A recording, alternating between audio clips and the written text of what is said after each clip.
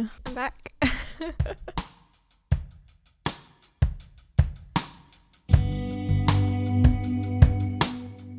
We went back to NYC, my dad and I. This would have been our third time going. I think this time we've gotten a little bit more used to the subway. Now we know where to get the tickets, right?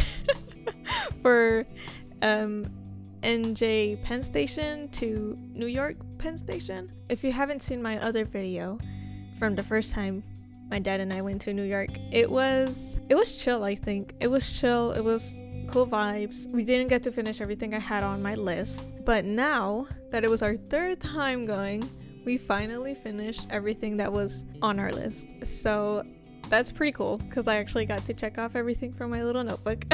Even though I know it's not a lot of places and there's like a ton of other cool spots to go to, but I wanted to keep it small and simple so I could actually have, a list that's like fully checked off. Also, we might be going to Mexico soon, so that's kind of cool for me. I'm gonna be in Mexico for a while, I think, so just so you know that future videos will be me in Mexico. I know I have a lot of photography I want to do over there, so stay tuned for that. I don't know, I might go ahead and do a few of my personal projects that I have had ideas for a while, which includes like interviews, almost like documentary type little videos. I won't promise anything because I'm not sure yet, but it's definitely something that I kind of want to force myself to do. So for this trip, we ended up leaving around 5:30 a.m. again. I drove the first halfway there, and then my dad drove the rest of the way. I guess something I've been messing with a little bit more is, doing everything manually. So this whole time I've been shooting street photography in New York, it has been in manual mode. I don't really know why I've done that. I think it's a little bit of because I've gotten used to it for street photography that now I just decided to stick to it. I used to only shoot in aperture priority most of the time, but now it's just like, I don't know if it's just easier for like my fingers or what it is about the buttons. Like my brain just adjusts better with manual mode, especially because in the city the light is always changing. You turn a corner and it's something totally different, so it's like I kind of want to feel like I'm in control of everything I do, especially because the thoughts, like my thought process is always way quicker when it comes to different situations. So for example, I'll see a scene and I already know I want a closed aperture for this scene, but at the same time I know that in a few seconds I'm going to want to get a guy on riding a bike like in slow shutter speed per se. So it's just easy for me to have all the options there. It's kind of cool, but at the same time it's also not kind of cool because I haven't lost as many shots as you'd think I would, but I have lost some. So it's like you win and you lose, right? For now, I think I am going to stick to just manual mode for street photography from now on until one day I decide not to. Anyways, we arrived to the NJ Penn Station at around 9 a.m. We arrived to New York Penn Station, and from there we took the subway to Soho because in my last video we went to Chinatown, and then from there we were trying to walk to Soho, but we didn't end up going all the way to Soho. I kind of got to it was very crowded, so I wanted to leave. I was like, nah, I gotta go. Like, this is too much. As I say again, I'm not naturally a street photographer. I'm not drawn to crowds, so it kind of stresses me out a little bit, claustrophobia and stuff. Yeah, so we didn't end up going all the way to Soho, like the actual core of Soho, and we ended up going back to Chinatown and like getting something to eat. But now my dad was like, nah, we gotta go to Soho. So I was like, okay, we'll go to Soho. And so we went, and it was really cute, I will say. In my last video, my first video from New York, I did make a comment about how I was expecting a lot more people to have unique fashion, but we were around the Dumbo area in that time, and now since we were in Soho, I definitely see the difference. So if you're a street photographer and you're trying to get people with cute outfits, go to Soho. that's where it's at. Okay. There was a lot of cute outfits. I don't think I got a lot of photographs there of really unique outfits, but definitely I did see a lot of people with more unique fashion sense. Like, architecture was one of my favorite parts about there. It felt very old timey, like like vintage, but at the same time it had a lot of modern things within the city. Obviously more modern stores. The fashion itself was just very modern looking.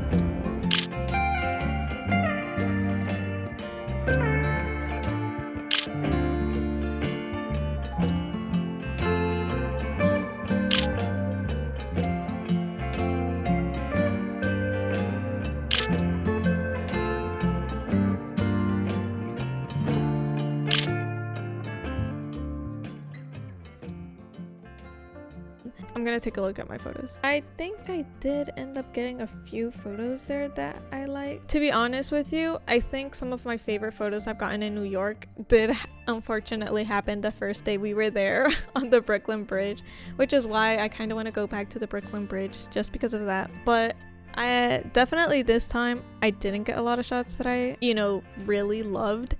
I like a lot of them, but love is different, right? I didn't love a lot of them. I am going to talk a little bit more about some photos that I liked more than the other ones. So for example, we have here a photo. It's my dad in the middle of the frame. I don't know, I kind of underexposed a little bit so I could get mostly just silhouettes of people. I kind of liked it. I wish the street wasn't so inclined, like, como chuequito. I love the lighting. I'm telling you, I'm such a fan of harsh light, especially when it comes to street photography, because I feel like it gives off that almost like painterly vibe. A lot of the lighting when it comes to paintings that I like myself are usually harsh light. I know a lot of old paintings were about soft light, but when it comes to, a lot of people say it's like Renaissance type paintings, but a lot of people argue that it's Baroque art. Call it what you want. But that type of art, I feel like when it comes to dramatic lighting, it's definitely harsher. I don't know, I feel like it creates more contrast, it creates more interest in the image for me. So I think that's what I like about this image, that obviously you have the silhouettes of people and then my dad and then the letters over here, which is the Michael Kors building. But yeah, so it's not the best picture, but I think the idea of it was okay. Then another image that we have here was this guy. I mean, the light. I mean, guys, come on, the light. Like, it was so, he's literally just sitting there in the light. It's so perfect. When it comes to editing with my pictures, I'm sort of a fan of editing. I think I have a tendency of editing a little bit too much right images, which I'm trying to get out of. My dad did ask me a question. He was like, what do you like more about photography? Taking the photos or editing? And I'm like, dude, the editing. Like, I'm such a editing like, when it comes to me in Lightroom, okay, I don't play. I'm just kidding. But when it comes to me as a photographer, I think about it, okay, I want photos to edit, so I have to go take the photos, if you know what I mean. I'm not more of the person that's like, I want to go take the photos and then not edit. Like, no, my favorite part about the whole process is the editing process. So yeah, I tend to go a little bit more on the cool tones, I think, when it comes to city settings a little bit. I don't know, I think it just fits the vibe. I definitely like emphasizing primary colors a little bit more, not so harshly. I think when it comes to like this image specifically, I obviously did try to emphasize a little bit of the yellow on his pants, just because it's such a contrary color to everything else that's pretty much green and blue. I mean, I think what makes this photo a photo I like is definitely the lighting and just the guy's vibes. Like he was just leaning on a wall. What was he drinking? I don't even know what he was drinking. Like a soda or something? A beer? I don't know. And his dog. His dog is cute. I took a lot of photos of dogs this trip. Because I get distracted a lot by the little dogs. Oh.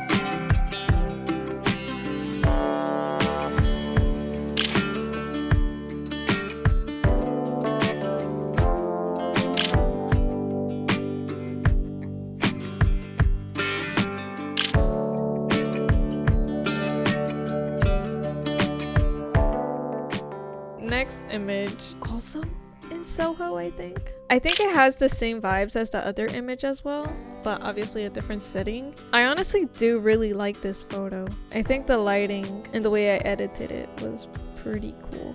I mean, I'm telling you, I go a little bit more towards coolish tones. I think maybe a little. I do put greens and yellows in my highlights for most of my images, not all of them, but for most I do. I think it just brings back a little bit more of that skin tone. Like it gives a little bit of a goldish look to the skin tones, which to me is what I like. It looks a little bit more lively. Again, I just feel like the vibes fit well too when it comes to her leaning. I mean, she was just very chill. I think I took like 5 pictures of her here. Like she did not care. I'm pretty sure she could see me taking her picture. Nah, but it was cool. I like this image too, to be honest with you. Most of the photos I like were taken in Soho, so that's why I think if you're a photographer, you definitely should go to Soho. Not saying that you shouldn't go to the other parts of New York either, but Soho was really cute, at least in my experience, so I'll leave you with that. The next image, this was such a, it made me a little angry, not gonna lie, just because I wish I was closer. I wish I had placed my camera differently. I will say I kind of like the fact that his sort of being framed by the building behind him, since he was wearing all brown. It kind of makes a little bit of contrast with, you know, the, what is it, like a cream or like white building behind him.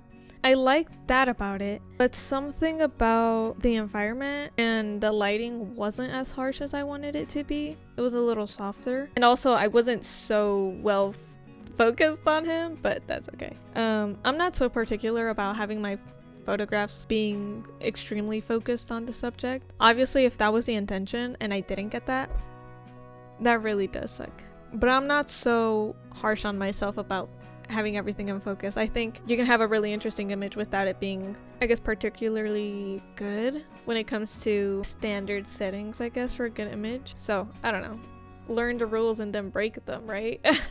My intention was to be focused and I wasn't focused, so besides that, I think it was close to being a good image, but a whole bunch of little factors were just not cooperating, or, you know, weren't aligned for the moment. Yeah, I think the idea of it was great. Execution, not so much. But that's why we continue to shoot, right?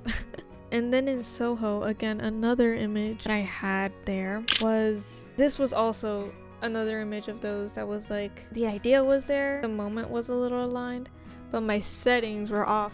It happened so quick because I was taking another photograph that was basically on the opposite side of that. So behind me, I was, facing another scene. And I was a little bit distracted by that. So when I turned around, I saw this, old lady. She was walking around with her little cart, which was red. But it was against this, what is it, like a pottery shop or something. And that's something I'm very particular about. Whenever it comes to photographs that are of people, if there's too much going on in the background, for me at least, I know there's some photographers that do a really good job with this, but for me at least, if it's too distracting, like there's too much happening or there's a lot of little intricate details in the background and my focus in the image is the person itself, I feel like that takes away from it being all about the character or the person in my image. So in this situation, it was kind of a lot of those things. Like my settings were wrong, so I was overexposed a tad bit in my highlights, as well as the backdrop, I guess you could say. It was too much. So again, it's like it was so close to being a good image, but it just wasn't working. I still kind of like it though, just because it's a tad bit interesting to see like this lady, just strolling around the neighborhood, daily life things. But besides that, I can't really say it's such a great image, but we were walking around taking pictures. I was actually taking photos of the table setting because I thought the lighting was, kind of cool. So I start, placing my camera a little below, and this guy came out and he's like, "Oh, I'm ready for my picture." So I was like, "Oh, okay." I wasn't even taking pictures of him, but since he said, I took the picture. The picture came out, I guess, all right. Not my favorite, but it has a cool story to it. Also, I think it's kind of funny that he's wearing an LA hat in New York. As I was saying, I took a lot of photos of dogs. As I said in my first video, I saw a lot of people walking around with their dogs and they were being dragged. They did not want to walk. And that was no different to this time as well. So I got a lot of pictures of people dragging their dogs. That's why I took this photo, which was a little French bulldog, and he was being pulled by his owners. I like the image, to be honest with you. Not so much about the image itself, but the colors. So I use, for example, this time around for the city setting, I liked using cooler tones for the shadows and warmer tones for the highlights. And that is something that I kind of took from techniques I learned during my digital artist learning phase. So I don't know if you guys know this, but I'm a digital artist, or I do digital art. So I learned a lot of techniques when it comes to color schemes and balancing colors. So one technique I used was using the color wheel. So for example, if I'm using yellows or green tones for the highlights, I'll go straight across like the opposite from the color wheel, which would probably be something like a purple or like a bluish tone. So that's kind of the technique I used for a lot of the images that I took this time, like editing wise. I don't know, I feel like it emphasizes a little bit more the colors and like the cool tones. I feel like it gives off a little bit of a, I'm not trying to make it film like, I actually like giving my images a little bit of a digital look where it looks a little bit like a tad bit too contrasty or too, I guess, cool in a way, but balance it out with what it would look like in real life. So yeah, I like this photograph a lot, actually. I think it's cute. The next image that I sort of liked in Soho that I took was of this girl. I liked it because of her outfit, to be honest with you. When it comes to, editing, I did want to emphasize her sweater. I loved the coral color of her sweater, so I did saturate it just a tad bit so it could be like a little bit of emphasis.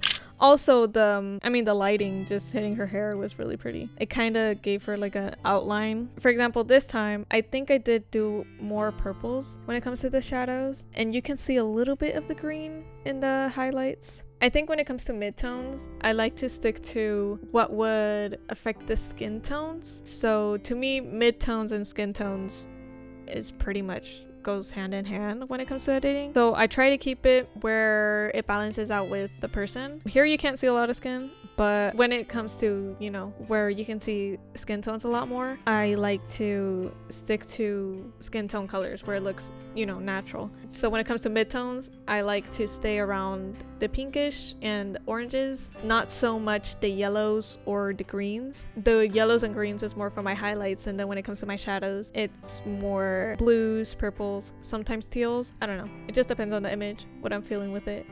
So the next image I think was also taken in Soho. This image, again, honestly, I feel like it would have been a little cooler either with a different setting or like a different backdrop, or if I was an open aperture, just so it could emphasize the lady a little bit more. Also, I would have loved to have gotten her, you know, face on, but at the time when I took this picture, she had literally turned around, so I was like, ah, dang it. But anyways, I liked it. I love the colors. Obviously I did go a little extreme with the colors, but it fits the vibe, you know. Again, I think I did use either blues or purples for my shadows again. And you know where I took that from? I take that from a lot of the films I watch. I love color grading as well. I don't do it a lot because I kind of film a lot on my iPhone, so you can only do so much when it comes to color grading with that in DaVinci Resolve.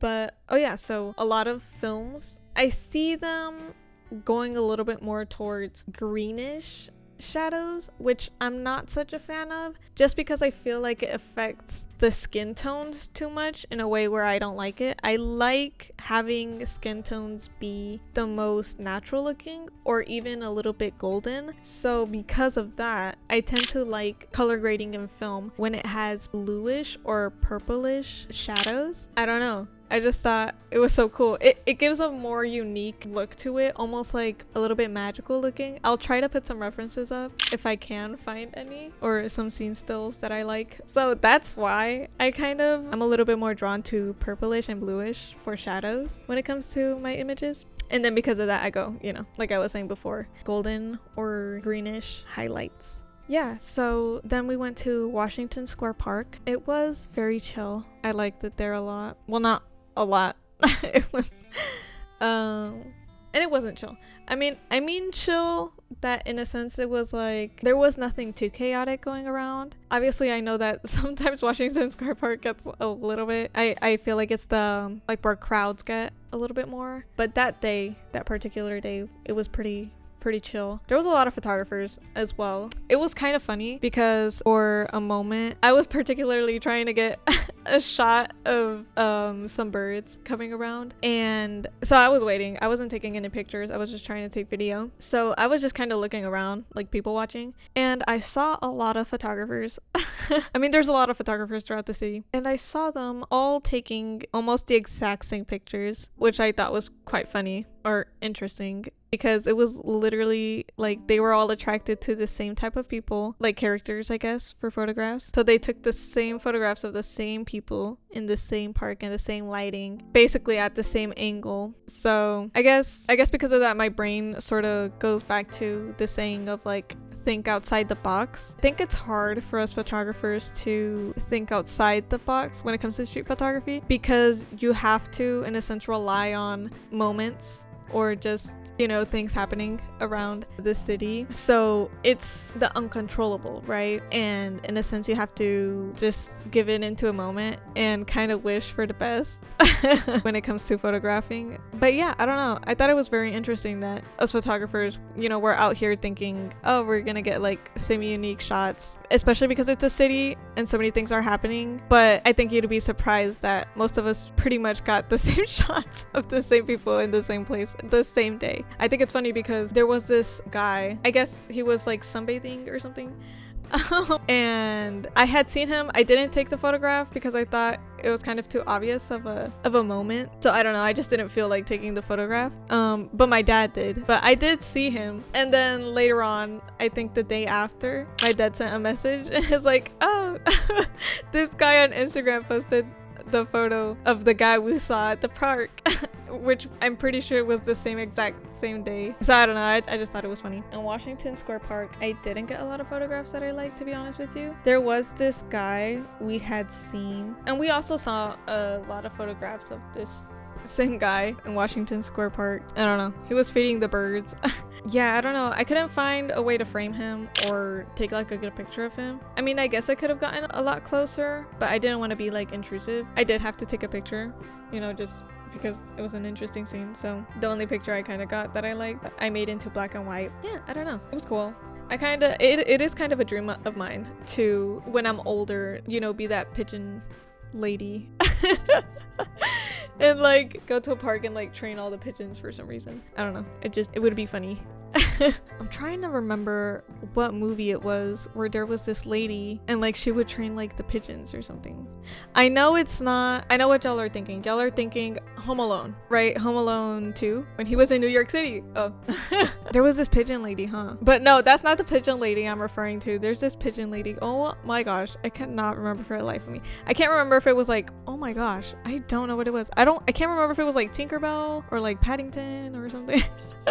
Anyways, if I find a film, I'll put it on here and like who I'm referencing to. But anyways, I want to be like that pigeon lady. I think later on we did go from Washington Square Park to Greenwich Village and Cornelia Street, which are supposed to be cute as well. To be honest with you, I cannot remember anything specific from there, so maybe it wasn't so cute or so memorable to me, or maybe I was just hungry. We later on got on a subway and went to, or at least towards, the Harry Potter store. I wanted to go. It was, I don't know, I'm a Harry Potter fan, so it's like, guess I have to go. So we went. To be honest with you, it wasn't as big as I expected it to be, but it was cute. There was a lot of people. Again, I'm kind of claustrophobic and don't do well around crowds, so it was a lot of kids, a lot of fans. I'm not one to like take pictures with things, so I was like, just kind of, we walked around and looked a little bit, I guess, and got out because that was too much for me. We later on, I think from the Harry Potter store, the Adorama store was nearby, so we decided to walk all the way over there and we got a few things really quickly. We were like, okay, we need to eat. So we tried to go to a restaurant. I think it's called Lout. It looked a little full, kind of small, so I was like, ugh. So right across Lout, I think, was the sandwich shop. So we decided to go into the sandwich shop. It was chill. I liked it. It was really cute. Yeah, so we just decided to sit down and eat. By then, it was pretty much, you know, close to sunset. So we went to Grand Central Station because that was also on my list. We went. I remembered it a little bit because of the time I had gone when I was smaller with my family. But for some reason, and I didn't know this, there's an Apple store inside Grand Central Station, like literally at one of the ends of the main hall. It was crazy to me. I don't know, I wasn't expecting it. I was like, what? You ruined this beautiful, you know, Art Deco architecture with like Apple.